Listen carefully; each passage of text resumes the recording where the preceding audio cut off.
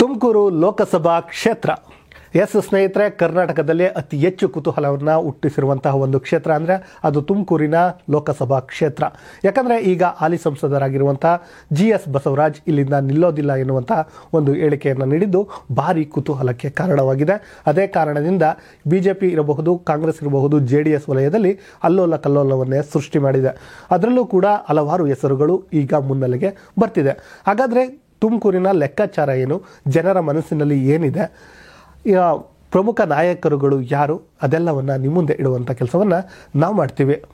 ಹೌದು ಸ್ನೇಹಿತರೆ, ಈಗ ಹಾಲಿ ಸಂಸದರಾಗಿರುವಂತಹ ಯಾರು GS ಬಸವರಾಜ್ ಏನಿದ್ದಾರೆ, ನಾನು ಈ ಬಾರಿ ಚುನಾವಣೆಗೆ ನಿಲ್ಲಲ್ಲ ಎನ್ನುವಂತಹ ಒಂದು ಮಾತನ್ನು ಹೇಳಿದ ಬಳಿಕ ರಾಜಕೀಯದಲ್ಲಿ ಅದರಲ್ಲೂ ಕೂಡ BJP ವಲಯದಲ್ಲಿ ಹಲವಾರು ಕುತೂಹಲಗಳು ಮೂಡಿವೆ. ಈಗ ಅಂದರೆ ಅವ್ರು ಹೇಳಿದ ತಕ್ಷಣ ಒಂದು ಹೆಸರು ಕೇಳಿ ಬಂತು. ಅಂದರೆ ಈ ಬಾರಿ ಏನಾದರೂ GS ಬಸವರಾಜು ನಿಲ್ಲಿಲ್ಲ ಅಂದರೆ ಮಾಧುಸ್ವಾಮಿಯವರು ನಿಲ್ತಾರೆ ಎನ್ನುವಂತಹ ಮಾತು ಕೇಳಿ ಬಂದಿತ್ತು. ಸೊ ಈ ಮಾತನ್ನು ಕೇಳಿದ ತಕ್ಷಣವೇ ಮುದ್ದನ್ಮೇಗೌಡರವರು ತಮ್ಮ ಪ್ಲೇಟನ್ನು ಬದಲಾಯಿಸ್ತಾ ಇದ್ದಾರೆ. ಅಂದರೆ ಕಾಂಗ್ರೆಸ್ ಕಡೆ ವಾಲುವಂಥ ಸೂಚನೆಗಳು ಕಾಣಿಸ್ತಾ ಇದೆ. ಇಂತಹ ಸಮಯದಲ್ಲಿ BJPಯಲ್ಲಿ ಮತ್ತೊಂದು ಹೆಸರು ಕೇಳಿ ಬಂದಿತ್ತು, ಅದುವೇ ಮಾಧುಸ್ವಾಮಿ ಅವ್ರದ್ದು. ಹೌದು ಸ್ನೇಹಿತರೆ, ಮಾಧುಸ್ವಾಮಿಯವರು ಉತ್ತಮ ವಾಗ್ಮಿಯಾಗಿದ್ದಾರೆ, ಒಳ್ಳೆ ಚೆನ್ನಾಗಿ ಕೂಡ ಮಾತಾಡ್ತಾರೆ. ಇವರು BJPಯಿಂದ ನಿಲ್ತಾರೆ ಎನ್ನುವಂತಹ ಮಾತುಗಳು ಕೇಳಿ ಬಂದಿದ್ವು. ಇಂತಹ ಸಮಯದಲ್ಲಿ ಮತ್ತೊಂದು ವಿಚಾರ ಹೆಚ್ಚು ಸುದ್ದಿ ಆಯಿತು. ಅಂದರೆ GS ಬಸವರಾಜ್ ಏನಿದ್ದಾರೆ ಅವರೇ ಒಂದು ಮಾತನ್ನು ಹೇಳ್ತಾರೆ. ಅಂದರೆ ಮಾಧುಸ್ವಾಮಿಯವರು ನಿಲ್ತಾರೆ ಅಂದಿದ ತಕ್ಷಣ ಇವರೊಂದು ಮಾತನ್ನು ಹೇಳ್ತಾರೆ, ಈ ಏನು ಶೋಭಾ ಕರಂದ್ಲಾಜೆ ಇದ್ದಾರೆ ಅವರು ತುಮಕೂರಿಂದ ಸ್ಪರ್ಧೆ ಮಾಡ್ತಾರೆ ಎನ್ನುವಂಥ ಒಂದು ಮಾತನ್ನು ಹೇಳಿದರು.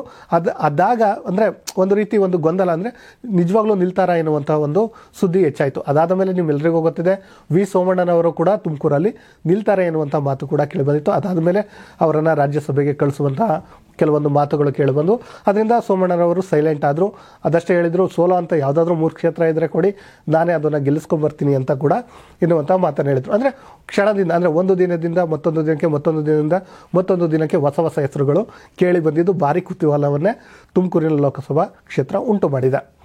ಇನ್ನು ಇದಷ್ಟೇ ಅಲ್ಲದೆ ಸ್ಫೂರ್ತಿ ಚಿದಾನಂದ್ ಇರಬಹುದು, ಹೆಬ್ಬಾಕ ರವಿಶಂಕರ್ ಇರಬಹುದು, ಇವ್ರ ಹೆಸರು ಕೂಡ ಈ BJP ವಲಯದಲ್ಲಿ ಹೆಚ್ಚು ಕೇಳಿ ಬರ್ತಾ ಇದೆ. ಅಂದರೆ ಇವರು ಕೂಡ ಲೋಕಸಭಾ ಅಭ್ಯರ್ಥಿಯಾಗಿ ನಿಲ್ಲುವ ಸಾಧ್ಯತೆ ಇದೆ. ಅಂದರೆ ಕಂಪ್ಲೀಟಾಗಿ ಯಾರು ಅಂತ ಹೇಳೋಕ್ಕಾಗ್ತಿಲ್ಲ. ಈ ಮಾಧುಸ್ವಾಮಿ ಇರಬಹುದು, ಸೋಮಣ್ಣ, ಅಂದರೆ ಸೋಮಣ್ಣ ಸೈಲೆಂಟ್ ಆದರೂ ಶೋಭಾ ಕರಂದ್ಲಾಜೆ ನಿಲ್ತಾರ ಅದು ಗೊತ್ತಿಲ್ಲ, ಹೆಬ್ಬಾಕ ರವಿಶಂಕರ್ ನಿಲ್ತಾರ ಗೊತ್ತಿಲ್ಲ, ಸ್ಫೂರ್ತಿ ಚಿದಾನಂದರವ್ರು ನಿಲ್ತಾರ ಗೊತ್ತಿಲ್ಲ. ಒಟ್ಟಿನಲ್ಲಿ ಒಂದು ರಾಜಕೀಯ ವಲಯದಲ್ಲಿ ಈ ಹೆಸರುಗಳೆಲ್ಲವೂ ಇದೀಗ ಕೇಳಿ ಬರ್ತಿದೆ. ಇನ್ನು ಕಾಂಗ್ರೆಸ್ ವಲಯಕ್ಕೆ ನಾವು ಬರೋದಾದರೆ, ಕಾಂಗ್ರೆಸ್ ವಲಯದಲ್ಲಿ ಮೊದಲಿಗೆ ಕೇಳಿ ಬಂದಿದ್ದು ರಾಹುಲ್ ಗಾಂಧಿ ಅವರೇ ತುಮಕೂರಿಂದ ನಿಲ್ತಾರೆ ಎನ್ನುವಂಥ ಮಾತು ಕೇಳಿ ಬಂದಿತ್ತು. ಅದಾದ ಮೇಲೆ KN ರಾಜಣ್ಣ ಇಲ್ಲ ನಾನೇ ನಿಲ್ತೀನಿ ಎನ್ನುವಂಥ ಮಾತನ್ನು ಹೇಳಿದರು, ಆಮೇಲೆ ಸೈಲೆಂಟ್ ಆದರು. ಇದೀಗ ಮತ್ತೆ ಕಾಂಗ್ರೆಸ್ ವಲಯದಲ್ಲಿ ಕೇಳಿ ಬರ್ತಿರುವ ಮತ್ತೊಂದು ಘಟಾನುಘಟಿ ಹೆಸರು ಏನಂದರೆ ಮುದ್ದನ್ಮೇಗೌಡರವ್ರದ್ದು. ಹೌದು ಸ್ನೇಹಿತರೆ, ಮುದ್ದನ್ಮೇಗೌಡರವರು ಈಗ BJPಯಲ್ಲಿ ಇರಬಹುದು, ಅಧಿಕೃತವಾಗಿ ಎಲ್ಲೂ ಹೇಳಿಲ್ಲ. ಬಟ್ ಕೆಲವೊಂದು ಮೂಲಗಳ ಪ್ರಕಾರ ಹೇಳ್ತಾ ಇದ್ದಾರೆ, ಕಾಂಗ್ರೆಸ್ನ KN ರಾಜಣ್ಣ ಇರಬಹುದು, ಪರಮೇಶ್ವರ್ ಇರಬಹುದು, ಹೀಗೆ ಹಲವಾರು ನಾಯಕರ ಜೊತೆ ಮಾತನಾಡ್ತಾ ಇದ್ದಾರೆ. ನೀವೇನಾದರೂ ಟಿಕೆಟ್ ಕೊಟ್ಟಿದ್ದೆ ಆದರೆ ನಾವು ಕಾಂಗ್ರೆಸ್ಗೆ ಬರುವಂತಹ ಕೆಲವೊಂದು ಮಾತುಕತೆಗಳು ನಡೆದಿವೆ ಎನ್ನುವಂತಹ ವಿಚಾರ ಇದೀಗ ಹೊರ ಬರ್ತಾ ಇದೆ. ಇದರ ಜೊತೆ ಕಾಂಗ್ರೆಸ್ನಲ್ಲಿ ಕೇಳಿ ಬರ್ತಿರುವಂತಹ ಪ್ರಮುಖ ವಿಶೇಷ ಸುದ್ದಿಗಳೇನೆಂದರೆ, TB ಜಯಚಂದ್ರ ಏನಿದ್ದಾರೆ ಶಿರತ್ ಅವರು ತನ್ನ ಮಗನಿಗೆ ಟಿಕೆಟ್ ಕೊಡಿ ಅಂತ ಕೆಲವೊಂದು ಕಡೆ ಹೇಳಿದ್ದ ಉದಾಹರಣೆಗಳು ಇದೆ. ಇದಷ್ಟೇ ಅಲ್ಲದೆ ನಿಖಿಲ್ ರಾಜ್ ಮೌರ್ಯ ಏನಿದ್ದಾರೆ ಅವರು ಕೂಡ ಉತ್ತಮ ವಾಗ್ಮಿಯಾಗಿದ್ದು ಅವರು ಕೂಡ ಆಕಾಂಕ್ಷಿಯಾಗಿದ್ದಾರೆ ಎನ್ನುವಂಥ ಮಾತುಗಳು ಕೂಡ ಇದೀಗ ಕೇಳಿ ಬರ್ತಿದೆ. ಇದಷ್ಟೇ ಅಲ್ಲದೆ ಮುರಳೀಧರ್ ಹಾಲಪ್ಪ ಕೂಡ ಕಾಂಗ್ರೆಸ್ ವಕ್ತಾರರಾಗಿದ್ದು ಅವರು ಕೂಡ ಪ್ರಬಲ ಆಕಾಂಕ್ಷಿಯಾಗಿದ್ದಾರೆ. ಅವರು ಕೂಡ ಲೋಕಸಭಾ ಕ್ಷೇತ್ರದಲ್ಲಿ ನಂಗೆ ಟಿಕೆಟ್ ಬೇಕೇ ಬೇಕು ಅಂತ ಹೇಳ್ತಿದ್ದಾರೆ. ಅದಷ್ಟೇ ಅಲ್ಲದೆ ಮುದ್ದನ್ಮೇಗೌಡರವನ್ನ ಡೈರೆಕ್ಟಾಗಿ ಅಂದರೆ ವಿರೋಧಿಸ್ತಿರೋರು ಇವರೊಬ್ಬರೇ. ಅಂದರೆ ಇವರು ಪಕ್ಷ ಬಿಟ್ಟು ಹೋಗಿದ್ದಾರೆ. ಈ ಹಿಂದೆ ವಿಧಾನಸಭೆಯಲ್ಲಿ ನಮ್ಮ ವಿರೋಧ ಪಕ್ಷದಲ್ಲಿ ಕೆಲಸ ಮಾಡಿ ಇದೀಗ ಕಾಂಗ್ರೆಸ್ಗೆ ಬರ್ತಾರೆ. ಅಂದರೆ ಎಲ್ಲಿ ಟಿಕೆಟ್ ಕೊಡ್ತಾರೆ? ಲೋಕಸಭೆ ಅಂದರೆ ಒಂದು ಪ್ರತಿಷ್ಠೆ ಕಣವಾಗಿರುತ್ತೆ. ಹೈಕಮಾಂಡ್ ಎಲ್ಲವನ್ನ ನೋಡ್ತಾ ಇದೆ, ಅವರಿಗೆ ಕೊಡೋದಿಲ್ಲ, ನನಗೆ ಕೊಡ್ತಾರೆ ಎನ್ನುವಂಥ ಮಾತನ್ನು ಮುರಳೀಧರ್ ಹಾಲಪ್ಪರವರು ಹೇಳ್ತಾ ಇದ್ದಾರೆ. ಇವೆಲ್ಲದರ ನಡುವೆ ಮತ್ತೊಂದು ಹೆಸರು ಕೂಡ ಕೇಳಿ ಬರ್ತಿದೆ, ಅದೇ ಡಾಕ್ಟರ್ ಪರಮೇಶ್. ಅಂದರೆ ಇವರು ಸಿದ್ಧಗಂಗಾ ಹಾಸ್ಪಿಟಲ್ MD ಏನಿದ್ದಾರೆ ಅವರ ಹೆಸರು ಕೂಡ ಇದೀಗ ಇಲ್ಲಿ ಕೇಳಿ ಬರ್ತಾ ಇದೆ. ಇನ್ನು ಸ್ನೇಹಿತರೆ, ತುಮಕೂರು ಲೋಕಸಭಾ ಕ್ಷೇತ್ರದ ಬಗ್ಗೆ ನಿಮ್ಮೆಲ್ಲರಿಗೂ ಗೊತ್ತಿದೆ. ಅಂದರೆ ಬೆಳಗಾವಿನ ಬಿಟ್ಟರೆ ನೆಕ್ಸ್ಟ್ ಅತಿ ದೊಡ್ಡ ಅಂದರೆ ಕ್ಷೇತ್ರ ಆಗಿರಬಹುದು. ಇಲ್ಲಿ ಹೆಚ್ಚು ಇರುವಂತಹದ್ದು ಒಕ್ಕಲಿಗರು ಮತ್ತು ಲಿಂಗಾಯತರ ಪ್ರಾಬಲ್ಯವನ್ನು ಸಾಧಿಸಿದ್ದಾರೆ. ಹಾಗಂತ OBC ಕೂಡ ಇಲ್ಲಿ ಹೆಚ್ಚಾಗಿದೆ. ಅದೇ ಕಾರಣದಿಂದ ಇಲ್ಲಿ ಹೆಚ್ಚು ಅಂದರೆ ಡಿಸೈಡ್ ಮಾಡುವಂಥವರು ಒಕ್ಕಲಿಗರು ಮತ್ತು ಲಿಂಗಾಯತರು ಅಂತ ಹೇಳಲಾಗ್ತಿದೆ. ಇನ್ನು ಕ್ಷೇತ್ರವಾರ ನೋಡೋದಾದರೆ ಕೊರಟಗೆರೆ ಇರಬಹುದು, ಮಧುಗಿರಿ ಇರಬಹುದು, ಪಾವಗಡ ಇರಬಹುದು, ಶಿರಾ ಇರ್ಬೋದು, ಗುಬ್ಬಿ ಇರ್ಬೋದು, ಕುಣಿಗಲ್, ಹೀಗೆ ಏನೆಲ್ಲ ಕ್ಷೇತ್ರಗಳಿವೆ ಅಲ್ಲೆಲ್ಲವೂ ಕೂಡ OBCಯೂ ಹೆಚ್ಚಾಗಿದೆ, ಲಿಂಗಾಯತರು ಕೂಡ ಇದೆ, ಮತ್ತು ಒಕ್ಕಲಿಗರು ಕೂಡ ಇದ್ದಾರೆ.